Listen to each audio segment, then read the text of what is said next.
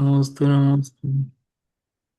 नमो रियन्ताणं नमो सिद्धाणं नमो आर्याणं नमो विज्ञानं नमो वैसविसारणं। मङ्गलं भगवान् वीरो मङ्गलं गौतमो गणी मङ्गलं कुन्दकुन्दाद्यो जयन्धर्मोऽस्तु मङ्गलं सर्वमङ्गलमाङ्गल्यं सर्वकल्याणकारकं प्रधानं सर्वधर्माणां जयनं जयतु शास्त्रम्। मंगलमय मंगलकरण वीतराग विज्ञान नमो ताई आते भये हरंतादिमोह करि मंगल करियो महाग्रंथ करन को काज जाते मिले समाज सब पाए निज पदेरा।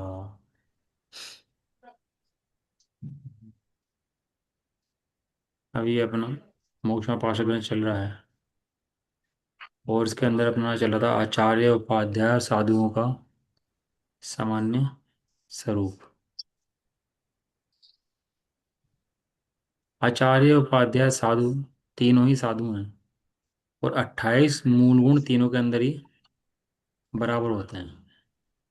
आचार्य के अंदर भी 28 पाए जाएंगे, उपाध्याय में 28 पाए जाएंगे, साधु के अंदर भी 28 मूल गुण तो पाए ही जाएंगे क्योंकि साधुओं के मूल गुण हैं जिसके अंदर 5 महाव्रत, 5 समिति, 5 इंद्रिय विजय, गुप्ती, छठ आवश्यक और शेष 7 गुण पता होने चाहिए। नहीं पता होता। मुनिराज का स्वरूप ध्यान में आते ही संसार के स्वरूप से बड़ा वैराग्य पैदा होता है। संसार का वास्तविक स्वरूप भासता है कि ऐसे तीर्थंकर आदि के जीव मुनिराज उन्होंने भी उस चक्रवर्ती पद को हेय समझकर छोड़ा और वन में जाकर जिन दीक्षा धारण करके अपने आत्मा की साधना आराधना करी। उनके स्वरूप विचार करते ही संसार से वैराग्य वृत्ति उत्पन्न होती है और ये पता लगता है कि उन्हें किस लिए छोड़ा। कहीं आनंद मिला होगा तभी तो छोड़ा। किसी बच्चे से कुछ चीज लेनी हो आपको, कपड़ा पकड़ रखा हो, चाकू पकड़ रखा हो, तो क्या करते हो उसको? उसको कुछ भी चीज़ देते हैं, कोई मीठी चीज़ देते हैं उसको। चॉकलेट टॉफ़ी तो हम नहीं कहेंगे कि चॉकलेट टॉफ़ी में मांस पड़ता है, बिस्किट में मांस पड़ता है, इसलिए उसकी बात तो नहीं करते। कोई मीठी चीज़ बच्चे को दी तो जैसे ही उसको मीठी चीज़ मिली तो वो जो उसके हाथ में चाकू वगैरह था उसका त्याग कर देता है। जैसे बंदर कोई कपड़ा ले आए तो उसको रोटी फेंक देते थे, तो रोटी फेंक देने से वो कपड़ा छोड़ करके रोटी के पास चला जाता था। सब जगह ऐसे ही है, ज़्यादा लाभ की वस्तु मिलती है तो कम लाभ की वस्तु छोड़ने में कोई परेशानी नहीं होती। लोगों में प्रसिद्धि भी है, कोई मकान आदि खरीदते हैं तो सहज ही धन का त्याग कर देते हैं। जिस धन में आसक्त बुद्धि है ऐसे उन्हें कुछ ज़्यादा मिला तो विशेष प्राप्त हुआ, इसलिए तीर्थ इसलिए चक्रवर्ती पद भी छोड़ दिया। अह, चक्रवर्ती पद भी रखा नहीं, छोड़ दिया। क्यों? क्योंकि उससे चक्रवर्ती पद से भी अनंत गुना सुख स्वभावी उनको अपना आत्मा प्राप्त हुआ। उसकी साधना करने वन खंडादि में चले जाते हैं। काफ़ी अच्छी लाइन इसके अंदर कल आई थी, हो सकता है आप लोगों ने अभ्यास किया हो कि नहीं किया हो। मेरा तो अभ्यास चला इस चीज़ के बारे में। एक तो इसमें बहुत अच्छी लाइन आई थी, पर वस्तु को इष्ट अनिष्ट मानकर उसमें राग द्वेष नहीं करते। पर वस्तु तो कुछ भला बुरा करती नहीं है। स्वयं ही जो जीव अपना स्वरूप भूल करके पर वस्तुओं में अपनापन मानते हैं और उनमें अच्छा बुरा मानते हैं वे जीव राग द्वेष करते हैं। पर वस्तु कोई राग द्वेष का कारण नहीं है, स्वयं की मान्यता ही राग द्वेष का कारण है। किसी को इष्ट मान कर राग करता है, अनिष्ट मान करके उसमें द्वेष करता है। और पूरे दिन सब ऐसी परिणति चलती रहती है जीवों की। कोई व्यक्ति हो, अब उसके 3 भेद हैं, चेतन, अचेतन और मिश्र, जिनमें इष्ट अनिष्ट करता है, बुद्धि मानता है। आचार्य देव ने 3 भेद बताए उसके। कौन कौन से? चेतन, अचेतन और मिश्र। मिश्र। चेतन के अंदर अन्य जीवों को देख करके राग द्वेष करता है। अपने मोही जीव मिल जाएं तो उनसे राग करता है, और अपने जिन्हें प्रेम ना हो वे मिल जाएं तो उनसे द्वेष करता है। और इन सब चीज़ों से महान कर्मों का बंध होता है। अपन लोग सुन जाते हैं, हम भी सुन जाते हैं, और जीवन में परिवर्तन नहीं आता तो इसका मतलब सुना भी नहीं है। समस्त जीवों के प्रति प्रेम होना चाहिए, मैत्री भाव होना ही चाहिए। तो चेतन जितने हैं सबको देखकर समानता का भाव हो, और अचेतन मने मौसम खराब है, नगर खराब है, ये नगर अच्छा है, मौसम अच्छा है, इनको देखकर प्रीति करना है, प्रीति करना, इसका नाम राग द्वेष अच्छा। है ना। और चेतन अचेतन मिश्र मने श्रृंगार सहित स्त्री देखना है, और नगर देखना जिसमें व्यक्ति भी चल रहे हो, नगर भी हो, झरने देखना, सब में इष्ट अनिष्ट बुद्धि धारण करना, और उनमें देखकर के राग द्वेष करना, उनमें अच्छा बुरा मानना, ये सब कर्म बंध के मूल कारण है। हाँ। इनमें सब में राग द्वेष की बुद्धि उपजती है, तो उनसे कर्म का ही बंध इसको हुए बिना रहता है नहीं। और इसके अंदर अपना बहुत काम करना। हमें परवस्तु इष्ट अनिष्ट क्यों भासती है? जब पर वस्तुओं में इन अपने अनुकूल देख करके अच्छा लगता है तो उसमें इष्ट बुद्धि लगती है, उसको राग उत्पन्न होता है। और जब उससे अपने भोग नहीं सकते, अपने भोग नहीं सकते दिखते, तो उसे अनिष्ट जान के द्वेष करना शुरू कर देता है। ऐसा। तो एक लाइन तो इसमें बहुत अच्छी लगी थी कल जो अभ्यास चला आज। पर वस्तु में इष्ट अनिष्ट मानकर उसमें राग द्वेष नहीं हम्म। करते। एक दूसरी की बात आई थी कि क्रिया को बिगाड़ते नहीं है अपनी, अपने जो महावरत आदि हैं उनकी क्रिया को बिगाड़ते नहीं है, उन पे तो साधना करते हैं, लेकिन खींच करके कोई क्रिया करते भी नहीं है, लिखा ना इसके अंदर। हम्म। अपने योग्य बाह्य क्रिया जैसी बनती है वैसी बनती है, खींच कर उसको नहीं करते। हम तो बहुत बहुत व्यक्ति होते हैं व्यवहार में बहुत खींच करते हैं, तत्वों के तो पता नहीं है, जीव अजीव आश्रवण समण नाम तक नहीं जानते, भेद नहीं जानते, लेकिन शरीर की क्रिया के अंदर बहुत खींच मारते हैं, बहुत खींच करते हैं। और शरीर की क्रिया को खींचने का नाम ही धर्म समझते हैं। वो कह रहे हैं कि शरीर की क्रिया में 28 गुण आदि पलते हैं, वो बुझ रही। आतापन योग जो होता है ना, आतापन योग सुना आपने? आतापन योग क्या होता है? सुना है। क्या होता है? अग्नि अग्नि जला के फिर उसमें तप करते हैं वहां पे। नहीं नहीं या ऐसा नहीं, नहीं ऐसा नहीं, आतापन योग का मतलब ये नहीं होता। आतापन योग का मतलब ये होता है कि सर्दी में नदी के किनारे, मतलब विपरीत परिस्थितियों में। हाँ उस बरसात में पेड़ के नीचे, और गर्मी में पहाड़ के ऊपर, ऐसे ये जो योग हम्म। धारण करते हैं उसको आतापन योग बोलते हैं। और वो किन्हीं हम्म। विशेष मुनिराजों को होता है, सब मुनिराजों को नहीं होता। अपन लोग मंदिर में फोटो देख लेते हैं ना मुनराजों की, भाई ऐसे ऐसे तप तप रहे हैं, तो हमें एक इमेज बन जाती है कि मुनराज तो ऐसे ही होते हैं। ऐसा नहीं है। मूल में मूल 28 मूल गुण तो होंगे, और बाकी वो शेष गुण हों, वे किसी के हों और किसी के नहीं भी हों। 28 मूल गुणों में नृत्य नृत्य चाल पान उनका होगा, 28 मूल गुणों के अंदर शिष्टाचार नहीं होगा। लेकिन बाकी क्रियाएं तो मुनिराज भी खींच के नहीं करते, क्योंकि शरीर की अवस्था से खींच कर कार्य करे तो वह परिणाम भी करते हैं। और अपने पद के योग्य अनुकूल क्रियाएं ना करे तो परिणाम भी करते हैं। दोनों बातें ध्यान में रखने योग्य हैं। पद के अनुकूल क्रिया भी हो और खींच कर भी क्रिया ना हो। इसलिए संलेखना जो लेते हैं ना, वो बहुत ज्ञान वाला जीव चाहिए संलेखना धारण करने के लिए, करवाने के लिए। जो संलेखना धारण करवाते हैं उनको बहुत ज्ञान होता है आगे तक का, कि कि किस अवस्था में कब तक इनका जीवन चलेगा, कब तक रहेगा। और निमित्त ज्ञानी होते हैं बहुत बड़े संलेखना देने वाले, उनको पहले पता लग जाता है कि इसकी आयु कितनी शेष है, उस हिसाब से संलेखना देते हैं। अगर आयु 70 साल की हो और 50 साल की उम्र में संलेखना ले ले, 10 साल की, और 60 साल में शरीर छोड़े, तो कितनी जबरदस्ती करनी पड़ती है शरीर छोड़ने में उसको। पानी छोड़ेगा, सब छोड़ेगा, नसें खींचती हैं, गर्मी पैदा हो जाती है शरीर के अंदर, चिल्लाता है बहुत। ये सब खींच के क्रियाएं होती हैं, लेकिन मुनिराज खींच के कोई क्रिया नहीं करते। जब आंख से दिखना कम हो जाता है तो सहज ही संलेखन धारण कर लेते हैं। हैं? क्योंकि उन्हें पता लग जाता है कि अब मेरी आयु कितनी शेष रह गई है। बहुत वीरसेन स्वामी आदि आचार्य अपने हुए हैं, उनको सबको ज्ञान था इन चीज़ों का। तो इसमें एक अच्छी लाइन है, खींच कर क्रियाएं नहीं करते और क्रियाओं में शिथिलाचार भी नहीं करते। भैया एक जब आंख से दिखना बंद हो जाता है तो वो अपनी क्रियाएं कैसे पालते होंगे? फिर वो मुनि अवस्था कैसे पालेंगे? हाँ, तो ऐसा होता है, आंख एक से एकदम दिखना बंद नहीं होता, पहले धीरे धीरे आंख कमजोर होती है। तो जब आंख दिखने कमजोर होने लगे तो उसमें पहचान है कि हाथ की रेखाएं दिखनी बंद हो जाएं। अगर हाथ की रेखाएं दिखनी बंद हो जाए तो आहार कैसे लेंगे, जीवों का शोधन कैसे करेंगे? तो धीरे धीरे पहले संलेखना का धारण करना शुरू कर देता है। 13 साल की होती है ना उत्कर्ष संलेखना, 13 साल कितने साल की होती है, तो पहले से ही तैयारी शुरू कर दे संलेखना की। और फिर धीरे बारह धीरे साल छोड़, 12 साल, फिर धीरे धीरे छोड़ना शुरू करते हैं, कुछ छोड़ते हैं, फिर धीरे छोड़ते हैं, बाद में मट्ठा रह जाता है, फिर पानी रह जाता है। तो वो सब एक क्रिया है, वो व्यवहारिक क्रिया है सारी सारी, वो बहुत क्रमबद्ध तरीके से है। ऐसे नहीं कोई कभी भी धारण कर ले, कैसे भी धारण कर ले। बहुत निमित्त ज्ञान से पूछ करके, ज्ञान विवेक वाला जीव से पूछ करके जब संलिग्न धारण होती है, ऐसे नहीं होती। तो भैया किसी की छोटी उम्र में ही अगर आंखें खराब हो जाए, दूर की दृष्टि खराब हो जाए, तो फिर वो क्या करे मुनिराज? हाँ हाँ, तो वो मुनि, या तो मुनि छेदेगा या संलिग्न धारण करेगा। अच्छा जी। समंत पदाचार्य को भस्म का रोग हो गया था। तो वो उनका हाँ। एक टाइम में बात नहीं चल रही थी। तो उन्होंने कहा, अपने आचार्य से कहा कि मैं संलिग्न धारण करना चाहता हूँ। तो उन्होंने कहा कि तुम्हारे निमित्त से धन की प्रवाह बहुत होनी है, संलेखना मत लो। अभी दीक्षा छेद करके तुम अपनी रोग दूर करो, उसके बाद फिर मुनि बन करके दोबारा से धर्म की प्रवाह न करना। क्योंकि उनके निमित्त से धर्म की प्रवाह बहुत होनी थी, और निमित्त ज्ञानी थे। तो उन्हें पता लग गया था इनके बारे में कि भैया बहुत प्रवाह करेंगे। तो इसलिए उनको दीक्षा छेद देने के लिए कहा। ऐसा अपने जैन धर्म में 28 गुण के अंदर तो कोई कंप्रोमाइज नहीं कर सकता ना, कि वो अपरिग्रही भी परिग्रह धारण कर ले, चश्मा लगा ले, डंडा ले ले, कान की मशीन लगा ले, या कुछ और चीज रख ले, ये तो संभव नहीं है ना।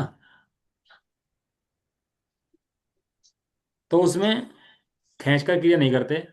और एक लाइन इसके अंदर लास्ट जो मैं बता रहा हूँ आपको, वो अच्छी आई थी। अपने उपयोग को बहुत अधिक नहीं भरमाते हैं।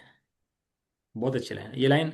आचार्यों के लिए, उपाध्याय साधुओं के लिए तो है ही, लेकिन जो हम हैं, हम हमारा जन्म जो हुआ है वो मुनि बनने के लिए हुआ है, मुनीम बनने के लिए नहीं हुआ। हम बनिए लोग वाह। मुनि हम बनिए लोग मुनीमगिरी करते रहते हैं पूरी जिंदगी। और धर्म में भी कंपैरिजन करते रहते हैं, मैं इतना पढ़ाता हूँ, वो ऐसा पढ़ता है, वो ऐसा पढ़ाता है, अच्छा नहीं पढ़ाता है, वो खराब पढ़ाता है, इनके सब ये ऐसे करते हैं, इनके जीवन में कुछ नहीं है, इनके जीवन में अच्छा है। हमेशा अपने से कंपैरिजन कंपैरिजन करते रहते हैं। तो मुनीमगिरी है ये। जो हर चीज़ का तोल भाव लगाए वो मुनीम है, और जो उसमें समता भाव धारण करे वो मुनि है। तो अपना जन्म तो मुनि बनने के लिए हुआ है ना, अपने तो उनके जैसा बनने के लिए हुआ है ना, मुनि जैसा बनने के लिए। अब उम्र तो हो रही 50 60 की, 60 साल की, 70 साल की। वो नए नए व्यापार कर रहे, प्रॉपर्टियाँ खरीद रहे, एफडी करा रहे, वो नए नए श्रृंगार पाल रहे, नए नए मेकअप के साधन ढूंढ रहे, नए नए साड़ियाँ ला रहे, नए नए कपड़े ला रहे। अरे समाधि की उम्र है कि तेरे साधनों की उम्र है? कैसे होती है समाधि बताओ? क्या तरीका है समाधि करने का? अरे सीमित हो। समाधि माने सीमित होना। तेरे वस्त्र आदि सीमित हों, सब धवल वस्त्र हों, शास्त्र आदि हों, व्यापार धंधे सीमित हो जाए, परिणामों को निर्मल कर ले, उज्जवल रखे, कषाय आदि ना करे, हैं, प्रसंग पड़ने पर कषाय ना करे, संबंध कम रखे, मोहियों से संपर्क कम करे। ये इसीलिए तो है। उपयोग को बहुत अधिक नहीं भरमाते। लेकिन कर इनके सीमित निज ज्ञान। लेकिन कहने के लिए तो 3 लाइनें बहुत आराम से कह देते हैं अपन लोग, इसका प्रयोग। अब खाली बैठे सुबह उठते सबसे पहले मकान में पढ़ेंगे तो पहले मोबाइल दिखाई दिखाई देगा, किसका मैसेज आ गया, किसका व्हाट्सअप आ गया, पहले ये देखो ये। और दिन में खाली बैठे तो मोबाइल देखेंगे, अब तो मोबाइल हो गया ना, तो सबके पास तो वो चलती रहती है उंगलियां ऊपर नीचे, वो देखते रहते हैं देश में क्या हो रहा, दुनिया में क्या हो रहा। और वो वे भी इतने समझदार हैं मोबाइल वाले भी, जो इसके इंटरेस्ट का विषय होता है ना वही सामने दिखाते हैं इसको। इसके इंटरेस्ट के विपरीत बात नहीं करते हैं ये भी। जैसे मोह जो है ना इसकी रुचि का विषय सामने लाया खड़ा करता है, ऐसे ही मोबाइल भी इसकी रुचि का विषय सामने लाया खड़ा करते हैं। स्त्रियों को उनके मेकअप को दिखाएंगे, आदमियों को राजनीति को दिखाएंगे, किसी को धन की इच्छा होगी धन का दिखाएंगे। वो पकड़ लेता है इसके उपयोग को, किसको उपयोग क्या क्या चाहिए, और वही दिखाते रहते हैं, उसको मजा आता रहता है और टाइम खराब करता रहता है। बताओ। अब भैया शास्त्र इतने हैं, कैसे पढ़े? लाठी संहिता है, हैं सुश्रू, वो इतने इतने शास्त्र अपने हैं, उन्हें कौन खुल कर पड़ेगा भैया? अब उनको तो पढ़ने का ठिकाना है नहीं, और उपयोग को बहुत अधिक भरमाते हैं व्यापार के बहाने से, चाहे धंधे के बहाने से। ये तो कमर कस लेनी चाहिए। भैया अपन 50 के बाद तो किसी व्यापार धंधे की ना बात करेंगे, ना करेंगे, जो है। उदय में जितना था 50 तक संभाल लिया, अब 50 के बाद करने से कुछ ज़्यादा नहीं आ जाएगा। सबको पता है अपना उदय कितना कैसा कैसा है, जितना जिसका है उतना है। और कोई बुरा भी नहीं है, बहुत अच्छा है। और सबसे अच्छी बात है तत्व ज्ञान हमारे पास है। तो 50 के बाद तो अपन लोग को बहुत जीवन सीमित, बहुत उपयोग सीमित, बहुत परिणाम सीमित। मौन व्रत रखना चाहिए कभी कभार, कभी कभार मोबाइल व्रत रखना चाहिए। अब नया व्रत आ गया है, शास्त्र में नहीं मिलेगा आपको। मोबाइल व्रत है, भोगो भोग परमाणु व्रत के अंदर है। तो वो उसका उसका वर्णन। मौन व्रत धारण करके देखो तो सही, एक दिन भोजन त्याग करना, मौन व्रत धारण करना है, शांति से रहना, कितना कितना आनंद आता है उस चीज सब चीजों के अंदर। और ये उपयोग को फैलाता है, भरमाता है। सो तत्व ज्ञान प्राप्त इसको फिर होता नहीं है, पढ़ता रहता है मैं आत्मा हूँ, ये प्राप्त इसको नहीं होता ऐसा। तो तीन चीजें इसको मुझे बहुत अच्छी लगी थी इसके अंदर। पर वस्तु को इष्ट मान कर राग द्वेष नहीं करते, शरीर की क्रियाएं जैसी बनती हैं वैसी अच्छी अनुकूल बनाते हैं, लेकिन उसके अंदर खींचतान नहीं करते, और अपने उपयोग को बहुत अधिक नहीं बनवाते। बाकी आप लोग सब पढ़ सकते हैं। आचार्य उपाध्याय और साधु का स्वरूप। ये आचार्य उपाध्याय साधु का सामान्य स्वरूप था, जो अपने लोगों ने कर पढ़ा था। अब इसके अंदर आचार्य उपाध्याय साधु का स्वरूप अलग अलग बताएंगे कि आचार्य का स्वरूप कैसा, उपाध्याय का कैसा, और साधुओं का कैसा।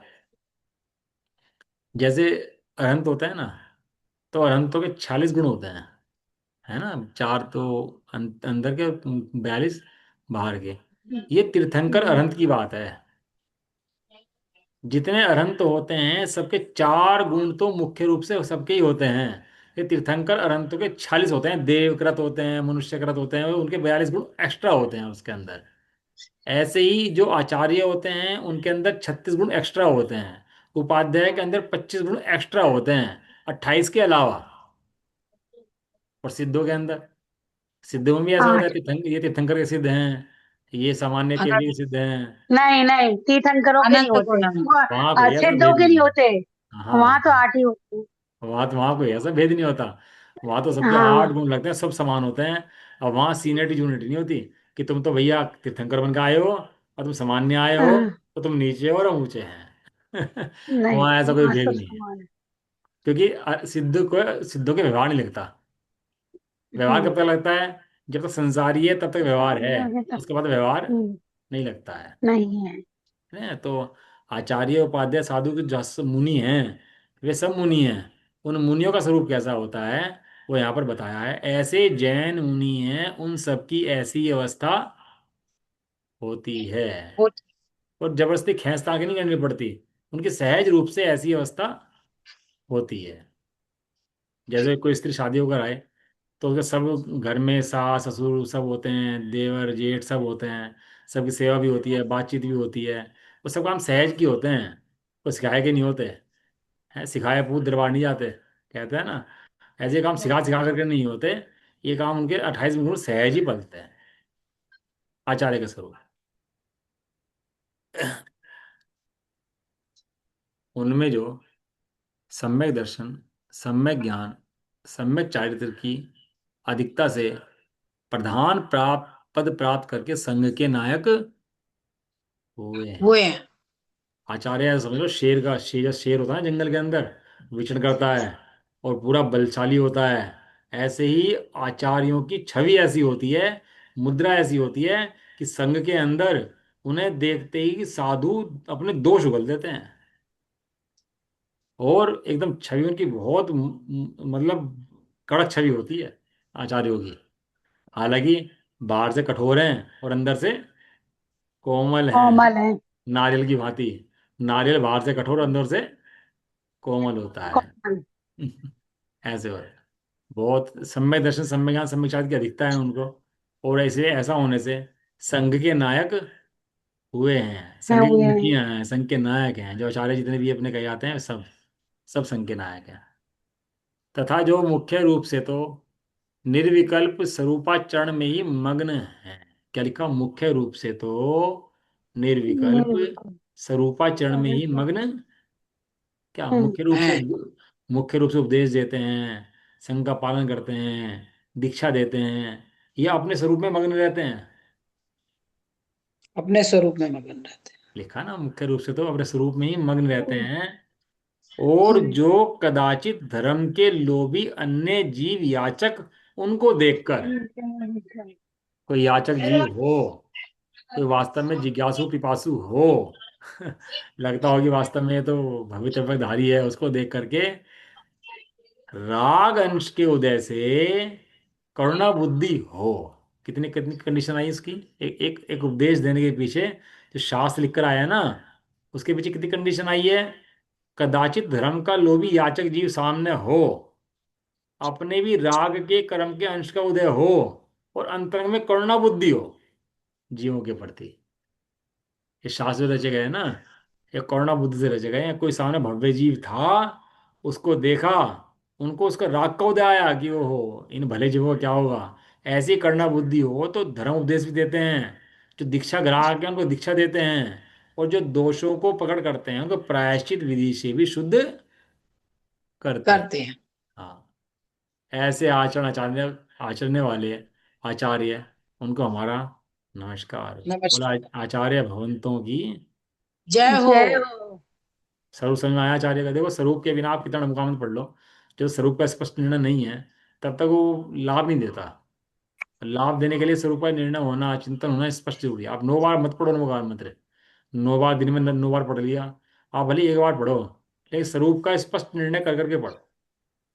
अपन लोग पूजा पढ़ते हैं तो कोर्स पकड़ लेते हैं कि भैया हमें कोर्स पूजा पूरी करनी है, बस फटाफट पूजा पूरी कर देंगे और एक मन में संतुष्टि चलती रहेगी कि आप पूजा पूरी कर रहे हैं। शब्द क्या आ रहे हैं, अर्थ क्या आ रहा है, भाव क्या आ रहा है, इससे कोई मन मतलब नहीं है। बस मन के अंदर क्या है, मेरी पूजा पूरी हो रही है बस। और भाव समझे बिना कुछ फायदा नहीं है पूजा पढ़ने का, ऐसे खाली रेल बनाने से, घास की तरह काटने से फायदा नहीं है उसको। अगला है उपाध्याय का स्वरूप तथा जो बहुत जैन शास्त्रों के ज्ञाता होकर संघ में पठन पाठन के अधिकारी हुए हैं। उपाध्याय के लिए जरूरी है 11 अंक 9 पुर के पाठी होने चाहिए। इसीलिए आज के टाइम में 11 अंक 9 पुर के पाठी होते नहीं है, इसलिए उपाध्याय होते नहीं। आप जितने आप शास्त्र रचे गए, जितने भी शास्त्र अपने रचे गए बाद के 2000 साल में पिछले, वो रचे गए आचार्य द्वारा या मुनिराजों द्वारा, उपाध्याय द्वारा नहीं रचे गए हैं। या पंडितों द्वारा। लेकिन आपको पता है उपाध्याय ने क्यों नहीं रचे? क्योंकि 11 अंग 9 पुर का ज्ञान इस काल में होता ही नहीं है, इसलिए। और दूसरी बात बताऊँ, एक खास बात आपको, आर्य का द्वारा भी कोई ग्रंथ नहीं रचा गया है। आर्य का संग नहीं होता था ऐसा नहीं था, लेकिन आर्यकाओं ने अपने को प्रधान नहीं किया। स्त्रियों ने कभी भी अपने आप को प्रधान नहीं किया इस देश के अंदर, पुरुष को ही प्रधान रखा।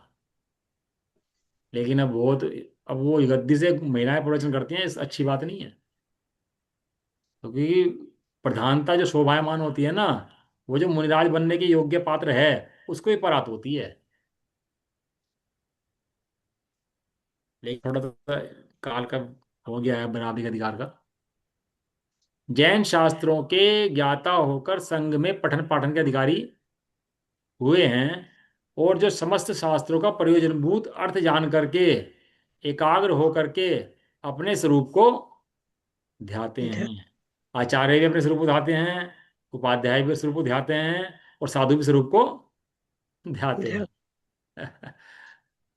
और यदि कदाचित कषाय के अंश से उदय से वहां उपयोग स्थिर न रहे तो उन शास्त्रों को स्वयं पढ़ते हैं और अन्य धर्म बुद्धियों को भी पढ़ाते हैं। ऐसे समीपवर्ती भव्यों को अध्ययन कराने वाले उपाध्याय, उनको हमारा नमस्कार। नमस्कार। बोलो, समस्त उपाध्याय भगवंतों की तो जय की हो। जय हो। पढ़ने पढ़ाने का अधिकारी में होते हैं। आचार्यों का काम पढ़ने पढ़ाने का होता नहीं है। इस काल के अंदर आचार्य को काम करना इसलिए पड़ा है कि उपाध्याय नहीं होते, तो काम तो करना है पढ़ने पढ़ाने का। आपने स्कूल देखा? स्कूल स्कूल होता है, स्कूल के अंदर एक तो प्रिंसिपल होता है आपका, एक टीचर होता है पढ़ाने वाले, और एक स्टूडेंट होते हैं पढ़ने वाले, एक ट्रस्टीगण होते हैं जो स्कूल बनाते हैं। ट्रस्टीगण की जगह जगह रखो अरिहंतों को, सिद्धों को। प्रिंसिपल की जगह रखो आचार्य को। टीचर की जगह रखो उपाध्याय को। और साधु की जगह रखो मुनिराजों को। ये जो व्यवस्था वहां पर आई है ना, वो नमोकार मंत्र की ही व्यवस्था है। बाद में जो व्यवस्था आई ना, वो किसकी व्यवस्था है? नमोकार मंत्र के। अपने नमोकार मंत्र की व्यवस्था है।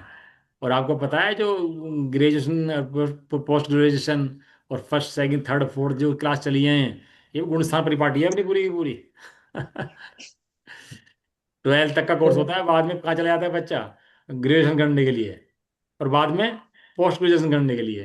ये डिग्रियां तो अब आई हैं, पहले तो ग्रेजुएशन या पोस्ट ग्रेजुएशन, ये दो ही चीज होती थी। ये पूरी व्यवस्था गुणस्थान की है। और जो ये पूरा क्रम जो है ना स्कूलों में पढ़ाने का, ये पूरा पंच परमेष्ठिक और नमोकार मंत्र है, ये वो क्रम है जो वहाँ स्कूलों में लगाया जाता है सब जगह। लेकिन हमें उन अंग्रेजों की महिमा आती है, और अपनी व्यवस्था जो 2000 साल पुरानी है उसका अपने को पता नहीं है। कैसे भैया, कैसे ये समझ नहीं आया, कैसे हमारा घटित होता है इस पे? बताया तो अभी आपको। नहीं मतलब आपने तो सिर्फ ये बताया कि वो उस पे है, पर वो कैसे है उस पे? भाई जो मतलब स्कूल है, स्कूल की नमस्कार, मतलब आपसे इसमें गुण स्थानों का कैसे है घटित अच्छा, होता गुण है? स्थान होगा। 12th तक करता है बच्चा, 12th तक जाता है, उसके बाद ग्रेजुएशन करता है, उसके बाद पोस्ट ग्रेजुएशन करता है। 12वें तक 12 गुण स्थान, 13वें में ग्रेजुएशन और 14वें पोस्ट ग्रेजुएशन। इतना तो कोर्स हम्म। है। 13वें में आ रही है ना, चौथे क्या 14वें 14वीं में में अपने सिद्ध। हो गया, सिद्ध बन जाता है फिर फिर वो। हाँ सही है। फिर कुछ करने की जरूरत नहीं पड़ती उसको। अरे देखो तो अपने अपने आप 2000 साल पुरानी व्यवस्था उन्होंने अब लागू करी है अपने यहाँ जा करके स्कूलों कॉलेजों में। साधु का स्वरूप। पुनश्च इन दो पदवी धारकों के बिना अन्य जो समस्त जो मुनिपद के धारक हैं तथा जो आत्म स्वभाव को साधते हैं, जो मुनिपद के धारक हैं और जो आत्म स्वभाव को साधते हैं, मुख्य प्रयोजन आत्म स्वभाव का साधना है। जैसे अपना उपयोग पर द्रव्य में इष्ट अनिष्ट मानपना मानकर फंसे नहीं, वह भागे नहीं, वैसे उपयोग को साधते हैं। दो चीजें इनमें अच्छी बता रहे हैं। किस प्रकार से परिवर्तन करते हैं, कि इस प्रकार से करते हैं कि अपना उपयोग परद्रव्य में इष्ट अनिष्ट मानकर फंसे नहीं और उपयोग परद्रव्य में भागे नहीं। परद्रव्य को उपादेय ना समझकर आत्मा को ही उपादेय समझे, इस प्रकार से उपयोग को परिणमन कराते हैं। और बाह्य में उसके साधनभूत तपश्चरण आदि क्रियाओं में प्रवर्तते हैं तथा कदाचित भक्ति वंदनादि कार्यों में भी प्रवर्तते हैं। ऐसे आत्म स्वभाव के साधक साधु हैं, उनको हमारा नमस्कार हो। और नमस्कार लोक हो। लोक में सर्व साधु भगवंतों की गो की जय हो। हाँ, उनका स्वरूप चिंतन मात्र से ही जीव के परिणाम में वितरागता पैदा हो जाती है कि ओह कैसे हमारे साधु हैं, उनका वेश कैसा है। मैंने कल कहा था फोटो बना के भेजना और उसके पॉइंट लिख के भेजना, किसी ने भेजे नहीं मेरे को ग्रुप पे। करो कोशिश आज फिर, है ना, भेजना इसको। बाकी आपको स्वरूप का विशेष और समझना हो तो छठी ढाल है छड़ाला के अंदर। षटकाय जीवना हननते सब विधि द्रव हिंसा टरी रागादि भाव निवारते हैं, हिंसा न भावित अवतरी। वो छड़ाला का भी आप स्वाध्याय अध्ययन कर सकते हो। अब ये कह रहे हैं कि पूज्य क्यों है ये। सबसे पहले कुछ लिखा गया तो नमोकार मंत्र लिखा गया हमारा। ओम नमो यंताण, ये सबसे पहला मंत्र लिखा गया है। और ये हमारा ही नहीं, जो भी कुछ सबसे पहले लिखा गया था, जो लिखने में आया था, वो सबसे पहले लिखने में नमोकार मंत्र ही आया था। किसी भी धर्म किसी मत के अंदर इससे पहले कुछ लिखा ही नहीं गया था। लिखा तो सबसे पहले क्या लिखा गया, नमो नमो अरिहंताण, ऐसा। ताड़म। हम्म। अपना धर्म सबसे प्राचीन धर्म है। पता है आपको, सब महावीर स्वामी थे तो केवल गौतम बुद्ध पैदा हुए थे उस समय विरोध में। और गौतम बुद्ध के पैदा होने के बाद उन्होंने धर्म पैदा करा था, बौद्ध धर्म। और फिर बाद में अकलंग निकलन देव तो बहुत फैल गया था वो। फिर अकलंग निकलन देव ने उसको विध्वंस करा था, जो बाद में चाइना वाइना उधर चले गए सारे सारे हैं। और यहाँ पर जैन धर्म बचा था। फिर सन 500 के आसपास सनातन धर्म पैदा हुआ, जिन्होंने हम जैनियों पर बहुत अत्याचार करे। इतने अत्याचार करे कि मुनिराजों को शूली पर टांग के जलाया, टांग दिया। और कौवे खाया करते थे शरीर उनका, मुनिराजों का। इतना अत्याचार करने पर सबको सनातनी बना दिया, बंदूक के जोर पर, डंडे के जोर पर। और सारे सनातनी बने फिर वहां में। और सारे जैन कम हो गए, ये मुसलमान तो बाद में आए।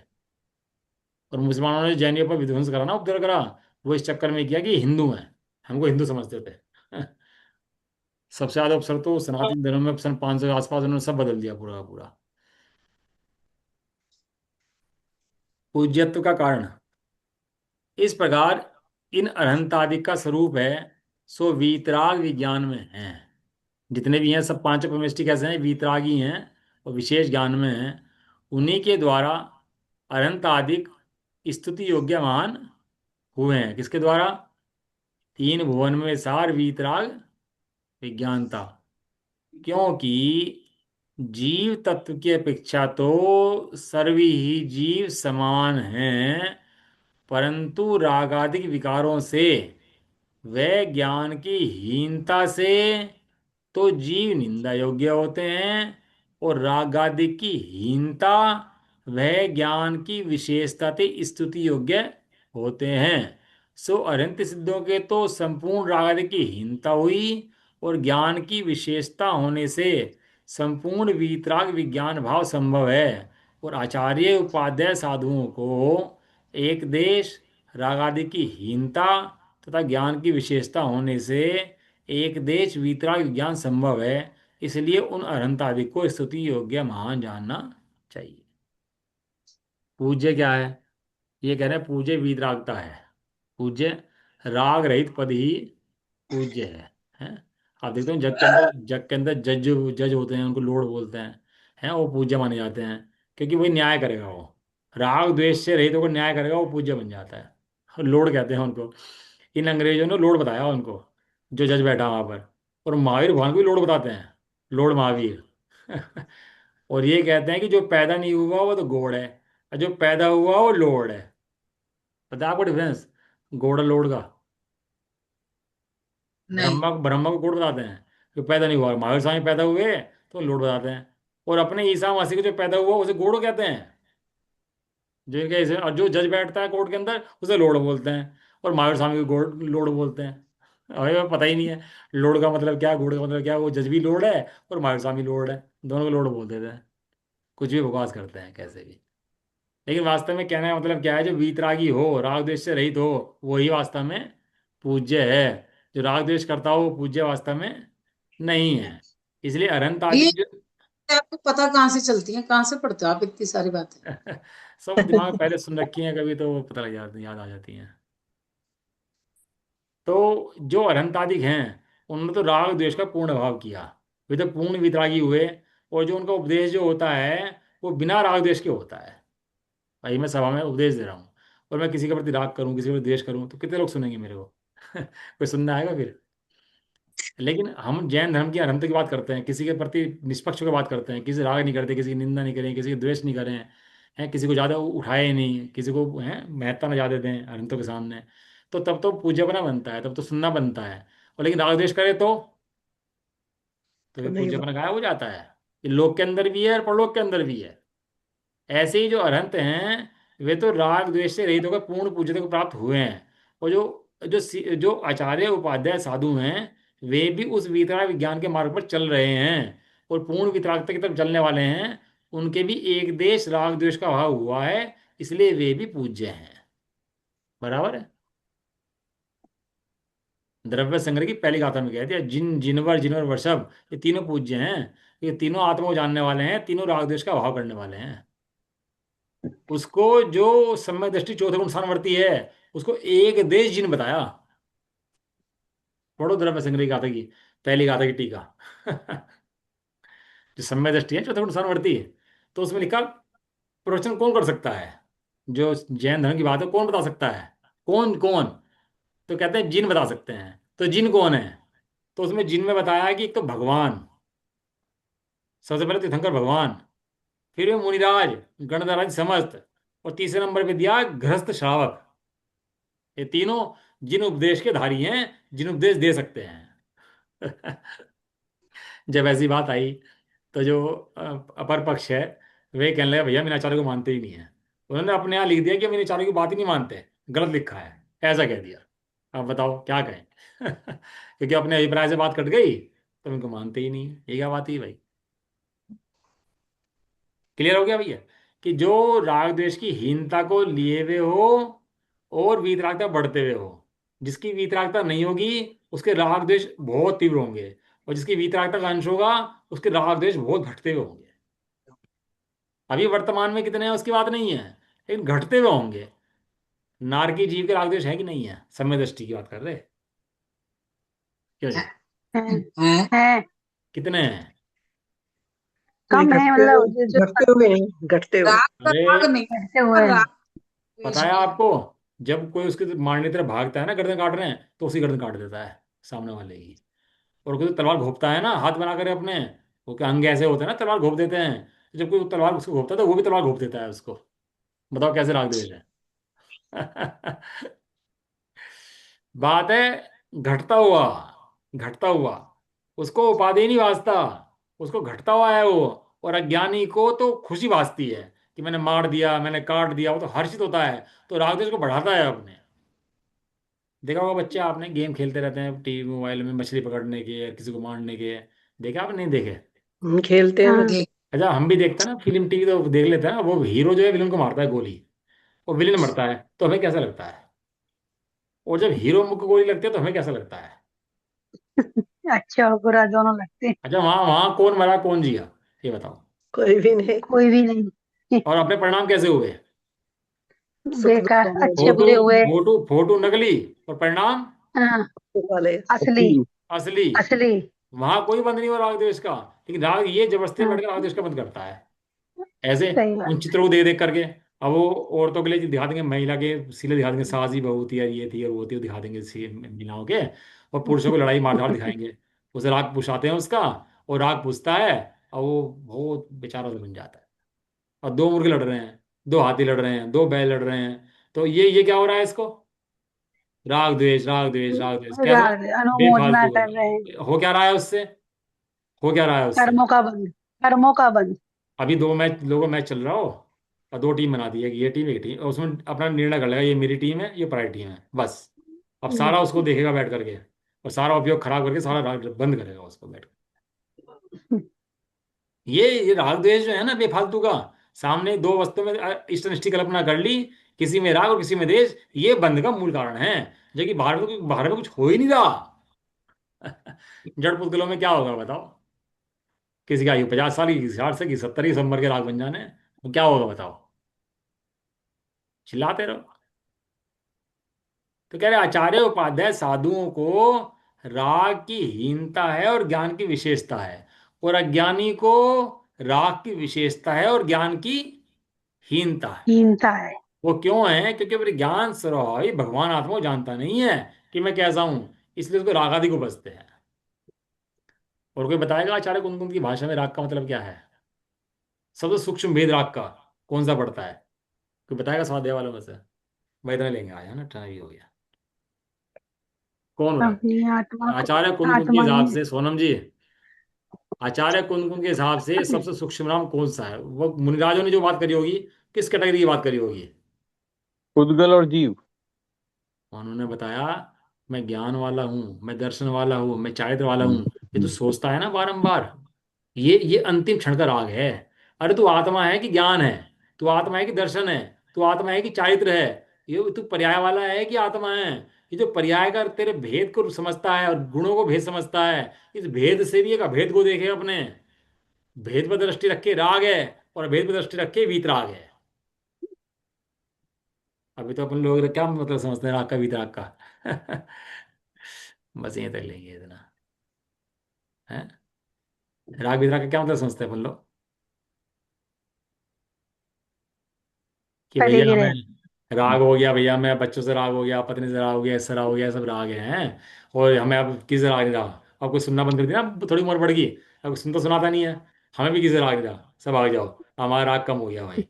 अब कोई सुनता नहीं, तो गिर रपड़ गए तो हर गएंगे, अब हम इतरागी हो गए हैं। वे कहते हैं ऐसा नहीं है भैया। जो तू अपने आत्मा को जानता है ना, तो आत्मा के बारे में जानता है। ये वो भी आत्मा राग के है। बारे में जानता है ना, ये राग है। ये भी राग अपने, है। ये जो तो आत्मा के बारे में जानता है ना, पूनम जी ध्यान यहाँ पर, अपने को आत्मा के बारे में जो जानता है ना, ये राग है। तो अपने को आत्मा नहीं जानता, आत्मा के बारे में जानता है। फर्क समझ आया नहीं आया? हाँ, तो ध्यान राग से को जो राग लगाए हुए जानना सुन भी लो ना, एक राग एक है। बात, पता नहीं कौन सी है बात ना कहाँ भैया से जी? कहानी निकल जाए। राग को राग जानना भी राग है। हाँ, अरे तू अपने को आत्मा नहीं जानता, आत्मा के बारे में जानता है। आत्मा का वर्णन इतना पढ़ लिया, ज्ञान वाला, दर्शन वाला, चारित्र वाला, ऐसी पर्याय, ऐसा मोह, ऐसा वाला, सब पढ़ लिया पूरा पूरा। अरे तो आत्मा अनुभव किया कि नहीं किया? जब तक आत्मा अनुभव नहीं किया तब तक राग है, और जैसे आत्मा अनुभव किया तो वीतराग है। आत्मा का अनुभव ना करने पर आत्मा के संबंधित होने वाले विकल्प भी राग हैं।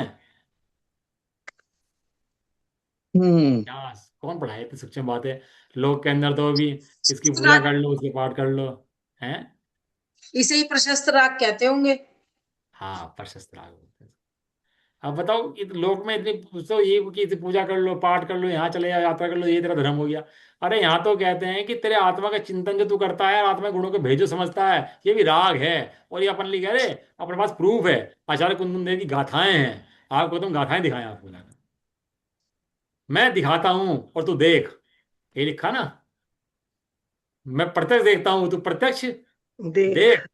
शिष्य कौन और गुरु कौन? गुरु कहता है मैं देखता हूं, और शिष्य कौन? गुरु जी मैं भी देखता हूं। वाह। गुरु जी हाँ को बाबू। दिखाएं और ये बातें करे, हैं? गुरु जी दिखाएं आत्मा और ये आत्मा की बात करे, तो गुरु जी कहते हैं तू मूर्ख है, जा, तेरे बस की नहीं है। अरे जैसे गुरु तैसे चेला। ये तो यहाँ तो ऐसी है, तैसे गुरु अनुभव कर रहे हैं, चेला भी आत्मा का अनुभव कर रहा कर रहे है। हैं। इसे कहते हैं गुरु चेला। यह ऐसा कोई काम नहीं है कि मिथ्या मार्ग से आए और मिथ्या मोही गुरु मिले और मिथ्यात्व में भागे ले गए। हमारे आचार्य कुंद हैं, हमारे गुरु कुंद देव हैं, जो कहते हैं आत्मा देखता हूँ और आत्मा ही दिखाऊंगा। और कहते हैं ये मेरी प्रतिज्ञा है। क्या कहते हैं? यह मेरी ये मेरी प्रतिज्ञा है। मेरी प्रतिज्ञा है।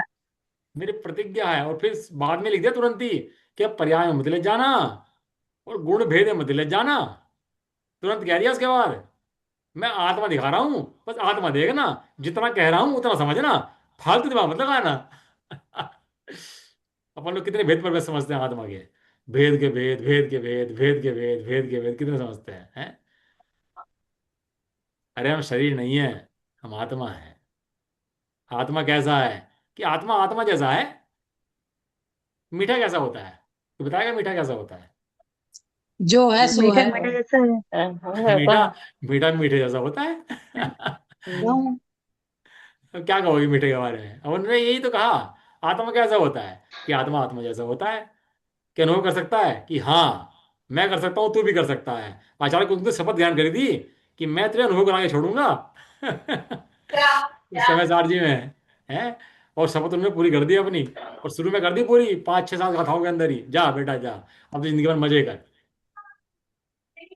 बच्चा हो गया और तू मजे कर बस, बच्चों से खेल, मजे कर, ऐसे तो आत्मा बता दिया, अब तू मजे कर।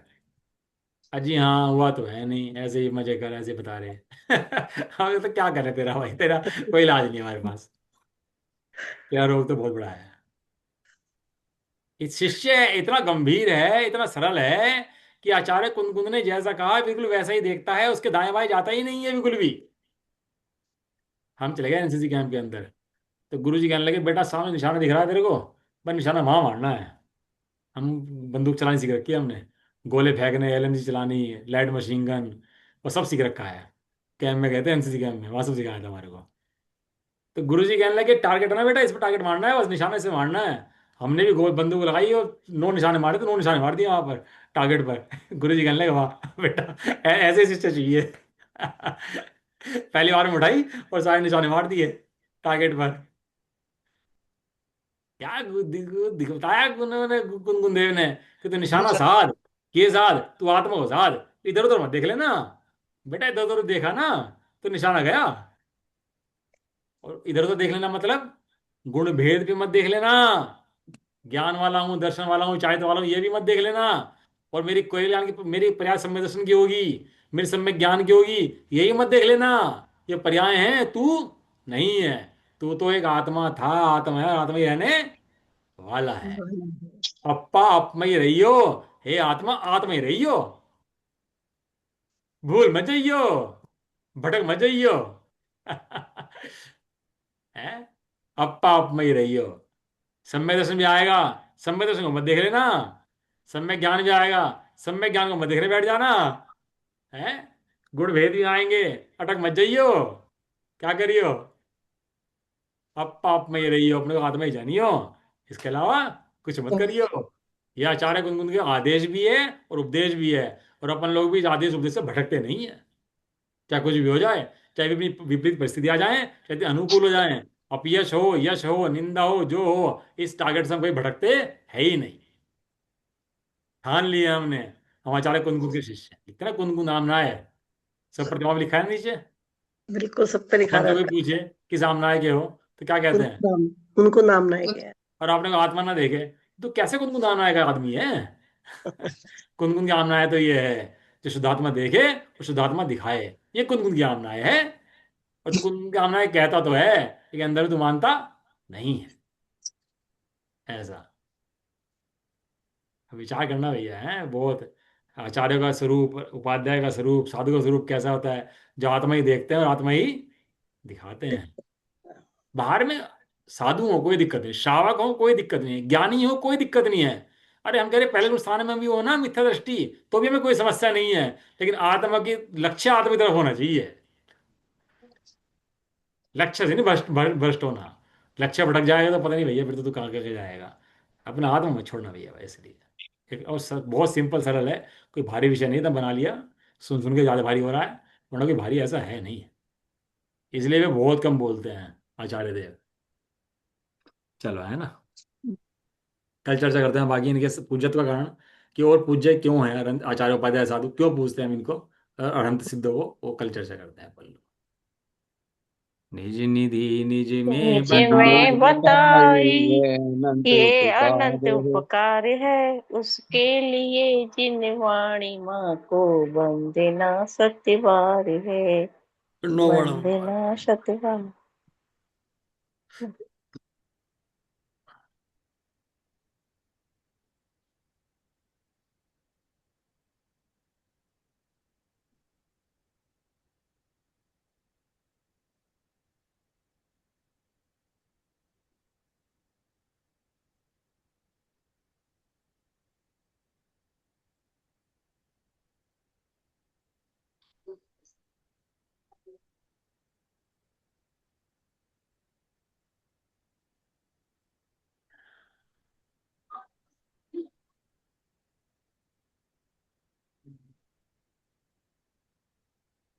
जय बलदेवाष्टांग माता की। जय जय हो। हो। जय जय हो। हो। महान जैन धर्म की। जय जय हो। हो। जय जय हो। हो। एक साथ बोलिए। जय जय जय जिनेन्द्र। जय जिनेन्द्र, जय जय जय सबको जय। जय जय जय जिनेन्द्र। तो कल कल क्लास सभी को तत्वा जय सूत्र की जय। है। कल तत्वा सूत्र क्लास रहेगी आपकी। कल संडे है ना। हाँ हाँ। हाँ हाँ। मैं चाह रहा था कि कल दिन में चरणों की क्लास लगा लें। चरणों संबंधी क्लास बहुत जरूरी है।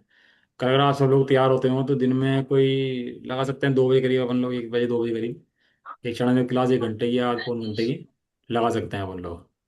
जिस समय भैया चरणों संबंधी शंकाएं आप भी पूछ सकते हो, और उसका खुलासा समाधान कर लेंगे आपस में बैठ करके कि कैसे चरणों की क्लास ना। अगर आप लोग सब तैयार होते हो तो भी ग्रुप पे भेज देंगे मैसेज बना के इसका। और शाम को भैया तो मुझे क्लास की क्लास जाना है। है। हैं? कल मत रखो प्लीज, मुझे कल कहीं जाना है। कल शाम की रख लो, कोई बात नहीं, कि दिन में टाइम तय कर लो, कोई तो ऐसा टाइम तय कर लो। कल मुझे ना 12-1 बजे जाना है, फिर रात तक आ पाऊंगी। कल मत रखो प्लीज। चलो फिर अगले संडे रख लें, कोई बात नहीं। ठीक। या तत्व सुबह रख स्मृति लो। क्लास तो रहेगी ना भैया जी? कल शाम की क्लास तो आसुत रहेगी, चेतना की से दूसरे अध्याय की। और हाँ। चेतना क्लास लेगी। अगले संडे कर लें, कोई बात नहीं है। ठीक है भैया, थैंक संडे को यू। नहीं रखना भैया जी, 31 को ही रखना भैया। संडे को मेरा टिकट है, मैं रास्ते में रहूंगी। चलो कोई बात नहीं, बढ़ लेंगे। इसलिए आप 31 सुबह की रख लेना, वहां पहुंच जाऊंगी। लोग तैयार हो भैया तो सुबह रख सकते हैं, अगर सुबह सब तैयार हो 7-8 बजे के करीब जैसे। फिर सुबह स्वाध्याय हुआ 6 बजे तो क्लास चलेगी, फिर दूसरी क्लास कैसे चलेगी एकदम से। फिर फिर मंदिर वगैरह जाने की लेट हो जाएगी ना। हाँ चलो कोई नहीं, फिर देखते हैं, कोई सी बात नहीं। एक साथ बोलिए। जय जय जय जिनेन्द्र। जय जिनेन्द्र, जय जय जिनेन्द्र। जय जय सभी को जय सबको जय जय। जय सभी सबको को जय। जय जय जिनेन्द्र। सभी को सबको जय जय जय। जिनेन्द्र।